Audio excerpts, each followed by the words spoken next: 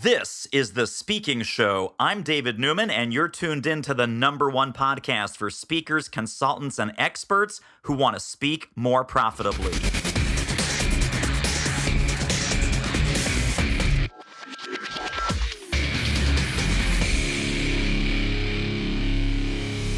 Jan Spence of janspence.com. Is this the real Jan Spence? The one and only. Because I know there's imposters out there, there's wannabes, there's all kinds of fraudulent Jan Spences out there, that are sending emails from Nigeria, and I don't know what all you're up to. Well, sometimes I do visit Nigeria, but you are speaking to the one and only, the authentic. Some days I'm not sure I'm me, but today I am. All righty. Well, so you and I met at a National Speakers Association event, and what some people might not know, unless they visit your website, and they'll find out pretty quick, that you are a former pro female football player. So I want to talk about that first and tell us the whole backstory of how we went from female pro football player to awesome and amazing professional speaker today. It all started when I was a little girl, and you're thinking, oh my goodness, this is going to be a long story. But truly, my mother always wanted to play football. She would be watching college football on the background, and she was ironing clothes on a Saturday, and she would talk about how much it looked like so much fun, and she wanted to put on the shoulder pads and the helmet, hit people, and be in that big pile of people. So not knowing that little girls didn't play football at 6 years of age, I had that same desire as my mother. So it stuck with me. Obviously, I couldn't be a football player because there just weren't those opportunities as a kid. But I became a cheerleader, so that was my next best thing, and just kept it through life until all of a sudden one afternoon, my husband is reading the Sunday paper and he says, you know what, there's actually a football team coming to Jacksonville, Florida. So I had my opportunity. So what happened from there? Like you tried out for the team? Quite an interesting story. I got excited. I'm dancing around the living room. I'm thinking, I'm going to work out. I'm going to learn all the rules. I'm going to practice for the tryouts. It's a dream come true. So he's supporting me, says, I think you should do it. And I say, when are the tryouts? And the tryouts were in 2 hours. 2 hours. So, of course, I saw my little fantasy land disappear right before my very eyes. And anyway, he says, you know what, you got to go. And I'm thinking, this is a bad idea. I mean, the most recent exercise I had been doing was Zumba and jazzercise. So it was definitely not ready for pro football. But he encouraged me, and he basically said, what's the worst thing that can happen if you go? And of course, I wouldn't make the team. But he said, what's the worst thing that can happen if you don't go? And he knew that I would regret it for the rest of my life. And so it was kind of a once-in-a-lifetime opportunity. So I seized that opportunity, jumped in the car. He sent me off with a cooler full of water and Gatorade to get me through. And I went to the tryout. So it was kind of a unique experience when I got there because it was very competitive. So people were not encouraging each other. There was silence. I mean, David, can you imagine about 80 women that aren't talking to each other? Very unheard of. And so it was just this incredible competitive spirit. And I was failing miserably. I missed the ball on the running and catching exercise. Certainly was not as athletic as most of the other women there. And finally turned things around. I realized that I had to do something different in order to make this team. So basically that cooler full of water and Gatorade that my husband sent me to the tryouts with, I just said, you know what? I'm going to change things here. And I went and got a bottle of water. I went to the sidelines. I introduced myself to another woman, shook her hand, learned her name, and got to know her. Then I got another bottle of water and Gatorade, handed it all out. And then once I knew these women's names, I started encouraging them. So the ones that were doing great, the ones that were struggling. And it really began to turn things around. And something happened just crazy, David, that I really didn't expect that day. My behavior was contagious. And so now that I was applauding and high-fiving other women began to do the same. And so within about an hour, these women who were so competitive all of a sudden began turning into a team. So because of that, I actually made the team. So even though I wasn't the strongest physical competitor, that coach realized that what I had, those words of encouragement and just those simple gestures to bring people together, were just as critical to the team as athletic skills. So that's kind of my story. I seized an opportunity. I used what I had when I walked onto the field and had a dream come true as a result of it. Wow. And then how long did you play? I played for that inaugural year. We actually, 50 something women who've never played football before. We learned the game. We learned how to execute. We struggled a lot, but we actually won. We became AFC champions that year. And then we went on to the Women's World Bowl one in San Diego. Unfortunately, we lost to the California Quake, but it was quite an exciting experience to be a part of it and just go that far our first year. So it was a dream come true. How about that? And then give us the rest of the path that brings us up to today as far as your professional adventures along the way. I didn't think that the story was much to share in the beginning, David. I just kind of thought it was my story. It was my dream. Okay, I checked that off the list. I had an amazing time. I was pursuing my career in sales training at the time. And so it was a little bit difficult to go from, pinstripes to shoulder pads during the day. So I would leave an office many times reluctantly at 5, change into my uniform and be to practice by 6. So it was a challenge trying to hold on to both careers, if you will. So I decided to pursue my true dream of sales training. And ironically, from there, my husband and I decided to buy a business. So we bought a small service business for the hospitality industry and had a 5-year plan to buy it, build it, and sell it. And we actually did that in 4 years at a 300% return on our investment. So we basically listened to the things that smart people like you tell people to do and share. And we just listened to others who knew better than we did. And we just had the end in mind. We had our exit strategy in place and executed the plan, took good care of our employees, good care of our customers. And then once we sold that, that freed me up to pursue my real dream, which was to be a motivational keynote speaker. So I've been on that journey since then and growing and riding the wave and learning along the way. So, and now have used that platform and was encouraged to go back and share that story and the lessons that I learned. So how about that? And then, so full-time speaking since when? I joined NSA in 2012, hung my shingle in 2011 and really started professionally above and beyond the sales training, doing the keynote speaking since 2012. Well, that's what I wanted to ask you about because this is so interesting. And NSA has swung, I think the speaking business and speakers and consultants and coaches and experts have swung on the pendulum a couple of ways. It used to be that content is king. You got to be a content speaker. You have to have serious content. So Jan comes out of sales training. Jan becomes a sales training guru. She's all sales training all the time. And that was supposed to be the path. Then it's like, no. Wait a second. That's not it. It's the keynote speakers, the motivational speakers are the ones that have the really successful businesses. And one day you're with the accountants and the next day you're with the plumbers and the next day you're with the lunch ladies. And the only consistent theme is it's you on the stage and you're telling your story of motivation, inspirational, personal empowerment, success strategies, regardless of topic, regardless of niche. And the keynoters win the day. And now I think the pendulum has swung the other way where it's now, okay, no, sorry, we were wrong. It wasn't the keynote. Now we're back to content, or now we're back to interactive, or now it's all about the training, or now it's you're not a real speaker unless you have a coaching empire behind you, or unless you have 17 consultants that work for you. So you've navigated all this crazy advice left, right, and center. It's almost like doing a complicated play on the football field, right? With the zigs and the zags and the X's and the O's. And how am I supposed to get to the goal here, people? So how do you manage that niche versus no niche? Am I a sales training expert? Am I a keynote speaker? What is my expertise? You have this fabulous new book. Let's talk about the new book real quick. It's 52 tips to increase employee retention, engagement, and loyalty. So now it's like, oh, no, wait a second. Jan is a employee retention expert, and that's all she does. An employee can get no. So how do you navigate that whole playbook? I think when you get the answer to that question, David, everyone will be dying to know. So, spoiler alert to your listeners out there. I think that is what makes the speaking business exciting but challenging, is because there is no one path to the top. And I'm giving the air quotes in the top, but because there are so many paths. Some people start in that niche. They were an IBM sales guru, and so now they speak to that type of industry on that one topic.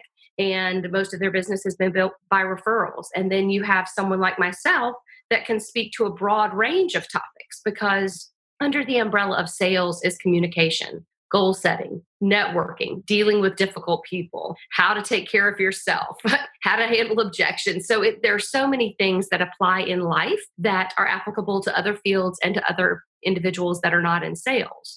So for me, I have attempted to narrow each year and focus on my brand each year. So I drank the Kool-Aid at NSA Influence, my very first conference in Philadelphia, and have gone back each and every year to learn and to focus even more.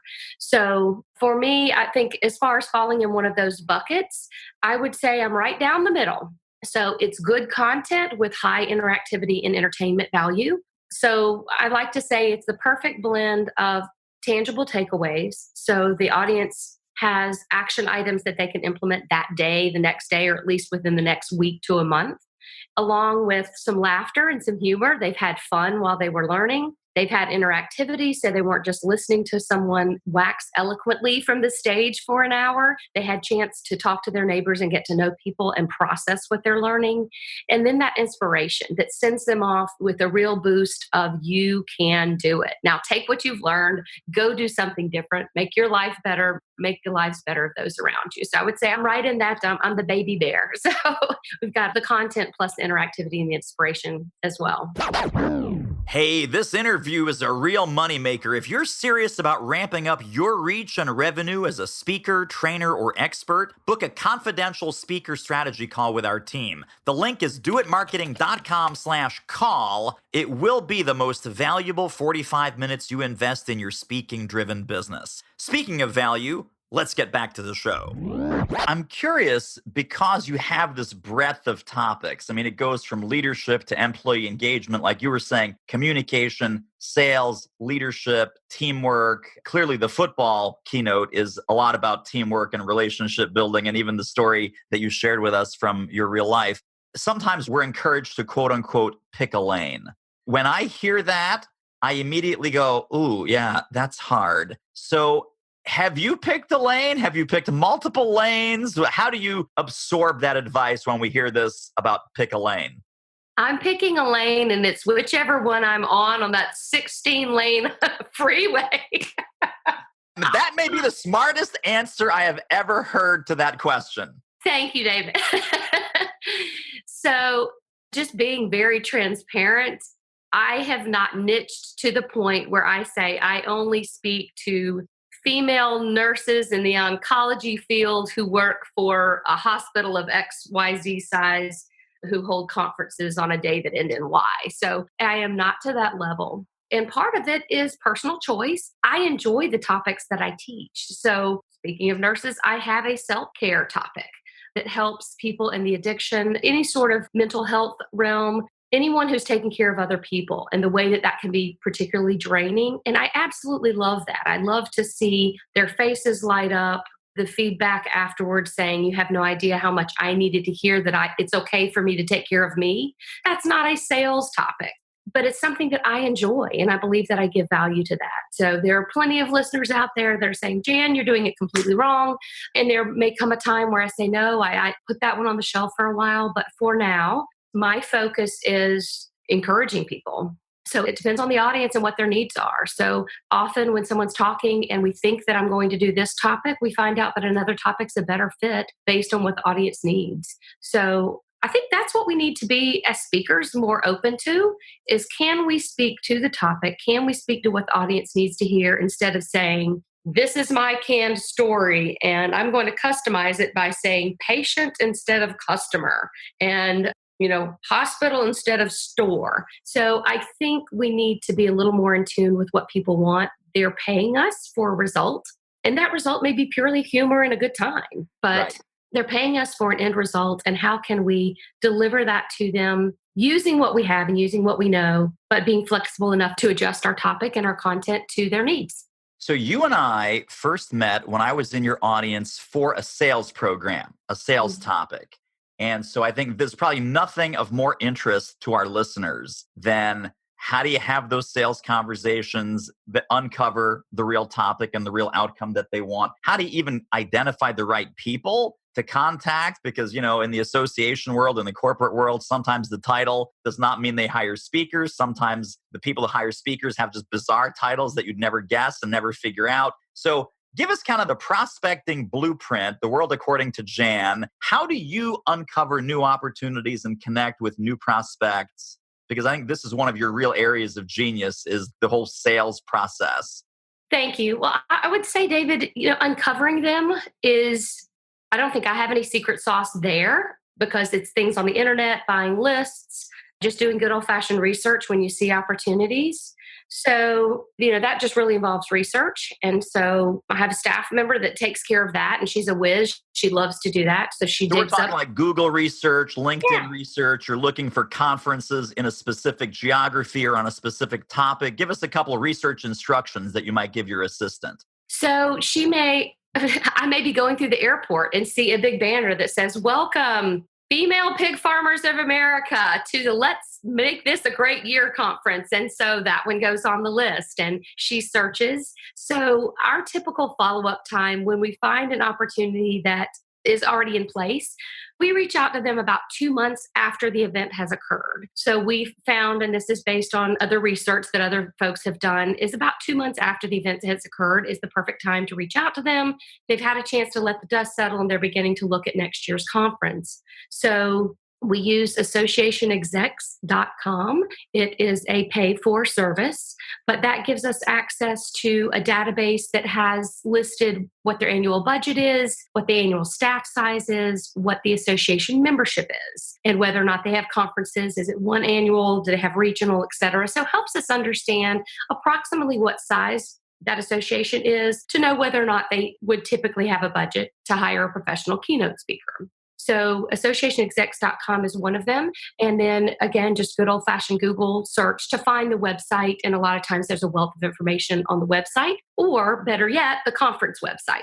So you can pretty much find out who's pulling the strings when you find out who that contact person is for the actual conference website. So it would be those three: Google, association execs, and then finding actually the conference website, not just the association website, would be three places to look. And from there, we typically reach out by email first. So we have a series of 3 emails that we send to connect with them to find out, A, if they are the appropriate person. We reference the conference. I think that's very important that you mention that it is their, let's say for NSA, their influence conference, and also adding a link to my demo reel. When you're looking for a speaker, being able to see them in action and hear them and get a sense of their style helps know whether or not they're a fit for that particular audience as well. For example, a lot of the medical conferences, not all, but a lot of them are strictly clinical. The attendees are there for credit hours. They're there specifically to learn how to do a better brain surgery, a better toe amputation, whatever it is. And so they are not looking for any inspiration to do that. They're already sold on the process. They're just looking for technical information. So very quickly, that helps the planner as well as us know, hey, this is not a good fit. We move on. We make a referral if we can. And then I think probably the biggest thing that sets me apart, David, with my process with regards to sales, and that I would encourage your listeners, is to pick up the phone. We've gotten away from it. It's 2018, and half the people, cell phones don't even have a welcome voicemail on them. So I get that, but it works. So because so few salespeople and marketers are using the phone now, that's just something that I personally do. So I know you've got all sorts of processes in place that you advocate, but just for me, just a good old fashioned phone call to catch that person on the phone and ask for a 10 to 15 minute discussion. It's not a lot of time, but find out what they're looking for the conference, share with them whether or not I think I might be a fit, and see where the conversation goes from there. So I think that's probably just something that I do differently. Takes a lot of time, but can sometimes set me apart from the other emails. Oh, for sure. And so I'm channeling our listeners. They said, no, Jan, that's really smart advice. In fact, I picked up the phone once back in February. And then I think I did it again, maybe in June. And then, in December, I think I called somebody. We're not talking about once in a while, right? We're talking about this needs to become a regular weekly business development activity. A lot of times folks don't pick up the phone. So any tips for leaving voicemail? Do you leave voicemail? What does that voicemail sound like? If you have to leave a voicemail, how does that work? Sure, great question. So if it is someone that I really want to get a hold of, so let me separate 2 things. We have a process that we're doing cold outreach to associations. So with that, many times to close the circle of those 3 emails, I will leave the voicemail with my phone number, repeated slowly and repeated. Repeat means twice at least. So repeat it slowly, and just asking them, letting them know that they would have received an email from my assistant. I leave her name so that they can quickly search that. And they've done that before. And let them know that we're just trying to find out if they're the appropriate person to speak with. And so that we don't bother them any longer, would they please give us just a friendly phone call back or dig up that email and respond to that and let us know who we should contact. That seems to get good response, not 100% by far, but many times people are willing to search their inbox, find that email that just got buried, respond and say, hey, here's the person you need to be speaking with. Then we're off of their list. We're moving on to the next individual, or they'll pick up the phone and just say, hey, we don't hire professional speakers. And so that lets us know they're off the list as well, or they'll let us know who that individual is. So those are pretty much the only times that I'll leave a message. Other than that, it's a matter of dialing. So again, it's an intense process. It's not fast. It's by no means 100 emails at a time and a massive blast. But I just have for myself a goal of 10 a day. And I have something that I share with some of my coaching clients, which is 10 before 10. So if you can hit those 10 phone calls, those 10 outreaches by 10 in the morning, that's a good sales day, in my opinion. So just picking up the phone, calling those individuals, even if you don't reach them, it still counts because eventually they will pick up the phone. And I ask for a very brief, just say, hey, I'm following up on an email that we sent about XYZ conference next year, and let them know I know the dates, the location, March the 23rd in Indianapolis. Do you have 10 to 15 minutes to tell me a little bit about what you're looking for and whether or not I can help, or would it make sense for us to set a phone appointment? And so many times I'll get a phone appointment. They don't have time to talk then, but they'll set a phone appointment for the future. This is fascinating. I love that, and no pun intended, but you're giving us the blocking and the tackling. You said 10 a day, and first we send the email. So email 1 goes out, that's day 1. Then I'm guessing on day 2, if we're just starting out with this, day 2, nothing happens because we just emailed them yesterday. But then maybe day 3, is that both email number 2 and phone call number 1? Or how do you weave that sequence together? Some people say, well, I'm going to leave a voicemail. In the voicemail, I'll reference the email. Or I'm going to send them an email. In the email, I'm going to say, oh, by the way, I also left a voicemail. Just wanted to follow up with email in case that's more convenient for you. How do you weave those together? Well, I like what you're saying now, and maybe we'll adapt our process, David. So we have spaced them out a week apart. So they get email number 1 mentioning the conference, and that typically that it appears that they utilize paid professional speakers. And Jamie, my assistant, she references that she represents a speaker that might be a good fit for XYZ conference, and then a link to the website. And could we skip and a link to my demo reel? And it says, to find out whether or not this would be a good fit, could we schedule just a brief 10 to 15 minute phone appointment and then a link to my online calendar? If we don't get response, then it's a week later with a, hey, did you get the email? We're just want to find out if you're the right person we should speak with. And if so, does it make sense to have a conversation? Just want to confirm that you're using speakers, et cetera. And sometimes that will prompt that response of, we're already booked for next year, call us in 2020, or we only use industry experts to teach us how to do X, Y, and Z better, that sort of thing. And then after that, we actually send my one sheet, as we refer to it in the speaking business. Paper mail. Paper mail. Yep. Good old snail mail. So front and back. And she writes a note that just says, hey, this is the speaker I mentioned in my email. So she does reference back her email. And then after that, typically if there's no response at that point, if there's not been any interaction, then I pick up the phone and call a week later and just say, hey, we're trying to reach you. We think we're not even talking to the right person. Can you respond and let us know if you're the appropriate individual? Because we don't want to bother you if you're not. So, and that seems to get some sort of response either by email or by phone. It sounds like Jamie does a lot of the back end work, but it's always you on the phone, or does Jamie make some of the first calls too? I make all the calls. So tell us about that, because I know that everyone has this purple unicorn in their mind. I'm just going to hire a VA to do my calling and my prospecting. I'm going to hire a salesperson. I'm going to give them 30% commission. They're going to love it because that's what I would pay a bureau. And I just want to wash my hands of the sales process, Jan. I don't even want to get the dirt under my fingernails. What do you say to that speaker? It is your business. We are all in sales. We have to wake up and realize that if you own a business, you are in sales. I don't care if you bake cakes or build buildings, you are in sales. And no one can sell it better than you. So if that business owner that speaker or whatever business you're in, if you don't know how to do that, then how on earth are you going to measure someone else, a VA, a salesperson, if you don't have to use your term, the blocking and the tackling, those basic fundamental skills in place? To use that analogy, can you imagine a coach on the sidelines trying to coach a quarterback on how to throw the ball better when they have never been in that role or don't understand it or don't know what works? So you have to step onto the field. And I'm huge proponent of that you've got to know how to do it. You might not be the best in the world, but you should be. And there are so many resources out there to get assistance to increase that skill. And a lot of it, David, is mindset.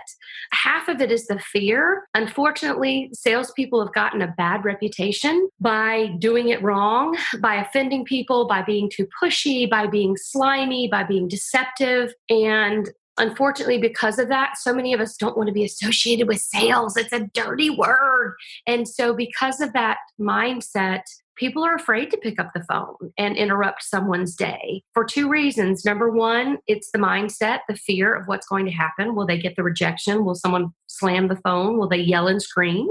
And then number two, maybe they just don't even have the skill, the how to, the technique, the savvy of what to say when they get someone on the phone. So by not investing in themselves to increase that skill, then yes, they're going to get a lot of rejection and a lot of phones slammed down. And let's face it, who wants to wake up to that every day? So we have to invest in ourselves just like you would invest in a better oven to make your cakes or a better CAD system to do your drawings to build a building. We have to invest in that sales machine to increase our business. So again, just a huge proponent of you learning to pick up the phone, work on your skills and get better. And then maybe you train others to do it. But I found that when it's me, the speaker, calling on the phone, that means something to them. And it should, that I'm taking my time to say, hey, I think we might be a fit here.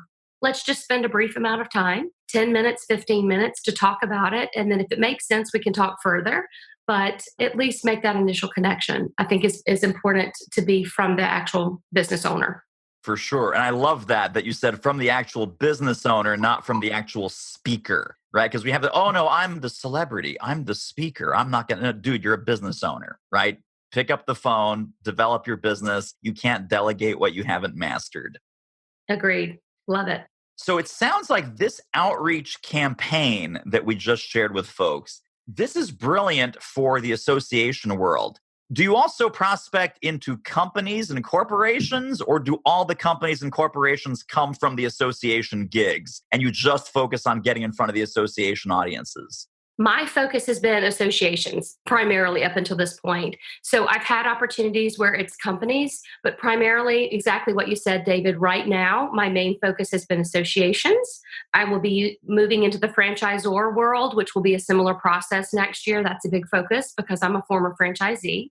So from that, individual companies will see me, and then I'll have that spin-off business that will come from the speaking engagements. But I imagine that it would work very much the same as finding out, do they have a conference? That's a little tougher for corporations because they usually don't have a big registration website for their company, sales conference because it's mandatory or whatnot. So it takes a little more digging to find that out and then identify the individuals, and then same process. You're just trying to find out who it is, get them to respond by email or get them on the telephone. Super quick commercial break. Isn't this interview amazing?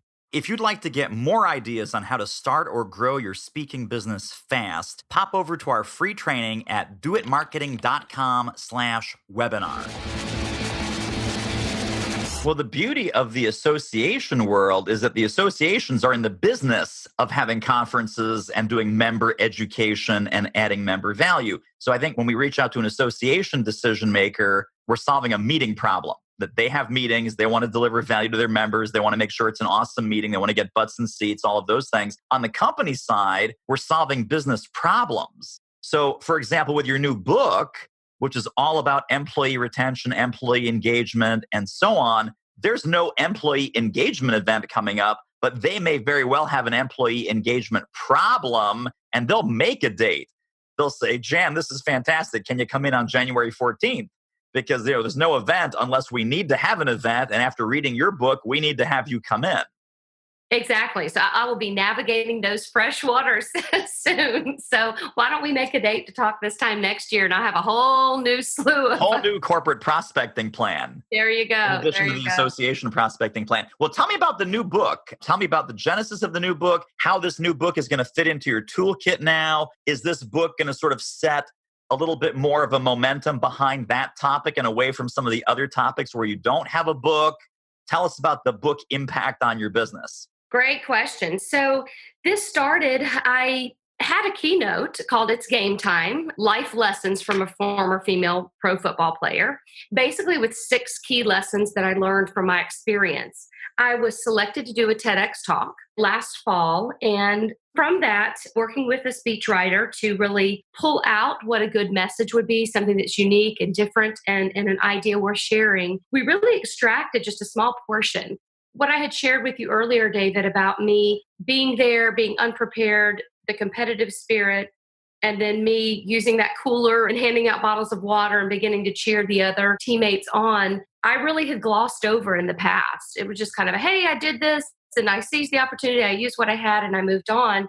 And she said, I think there's some real beauty there, because it wasn't just encouragement of people who were doing well, but I was also encouraging those that were struggling. And it's real easy to high five the star salesperson in the organization, that employee that's doing it right. But we so often forget that that encouragement to someone who is struggling means sometimes even more.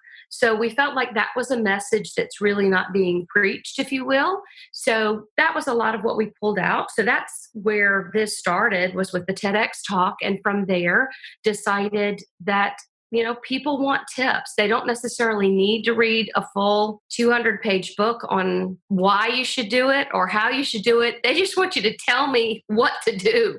So that's where the tips came out. And, it's so funny how things work out, David. It was not until I saw the cover. So you can imagine writing the book, editing the book, formatting the book. And it wasn't until I just naturally did 52 tips, one for each year. And then I realized that my football number was 52.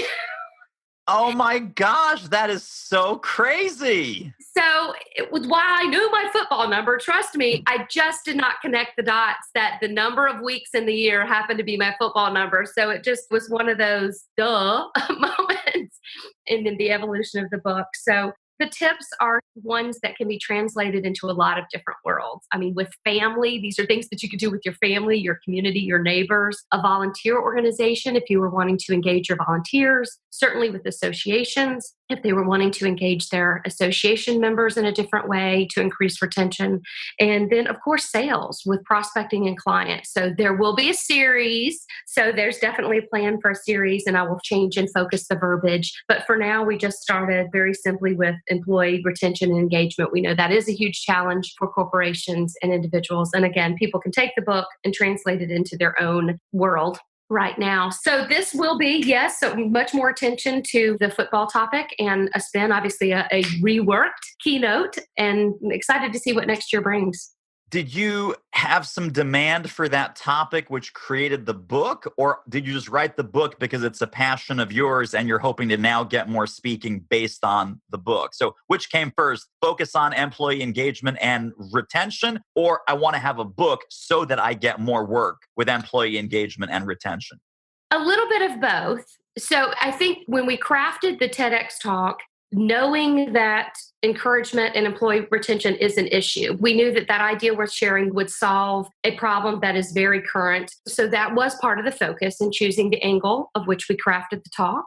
And from there, I knew that I wanted to write a book. So, and David, talk about networking. And you mentioned we met at the NSA conference. It was a fellow speaker, and we were both keynoting at the same conference, and just having a coffee after the sessions talking, I said, yes, I've got to write a book. I know that it needs to be part of my toolkit. People are asking me for books, but I thought, who has the time to write a book? And she said, Jan, write a tips book.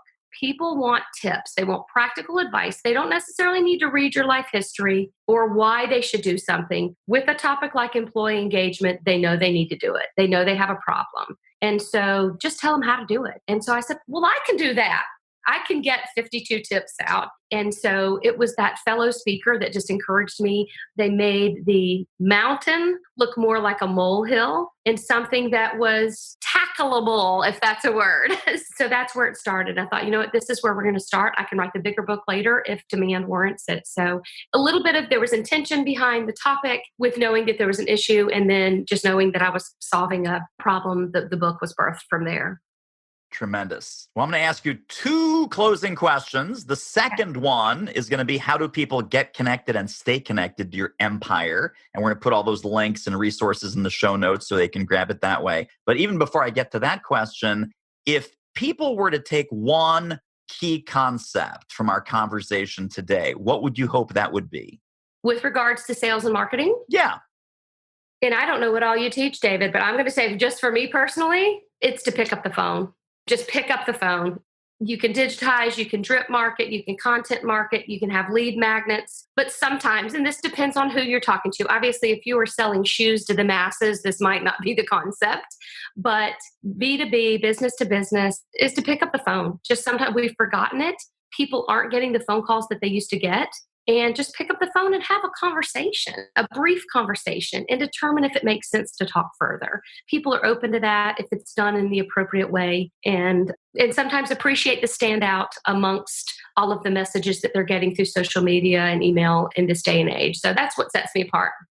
For sure. And by the way, I noticed a little bit of a kind of tentative, like, David, I'm not sure what you teach. Like, this might go against what you tell people. This is exactly what we tell people. We say nothing good happens outside of a conversation. Right. And the more conversations you have, the more good things will happen to you. Great. Thank you for that. How do people get connected and stay connected to the Jan Spence empire? Give us the book, give us the website, give us the social media. How do we just marinate in your world? Thank you. So the easiest one is janspence.com. That can take you to all things Jan Spence. So Twitter handle is Jan H. Spence, and Jan Spence for LinkedIn, Jan Spence & Associates for Facebook. And same thing, the book, the TEDx, everything's viewable right there on the homepage of janspence.com. So we keep it simple. There's a contact form. There's my office phone number. So whatever you need, you can find us there. Awesome. You were kidding about having you back. We're totally having you back. Awesome. Sounds great. Thank you, my friend. Talk to you soon. Thanks, David. Well, that wraps up another episode of The Speaking Show. Hey, tell you what, if you like us, rate us and review us on iTunes. Subscribe. Tell a friend. Go grab the notes and downloads and extras at thespeakingshow.com. See you next time.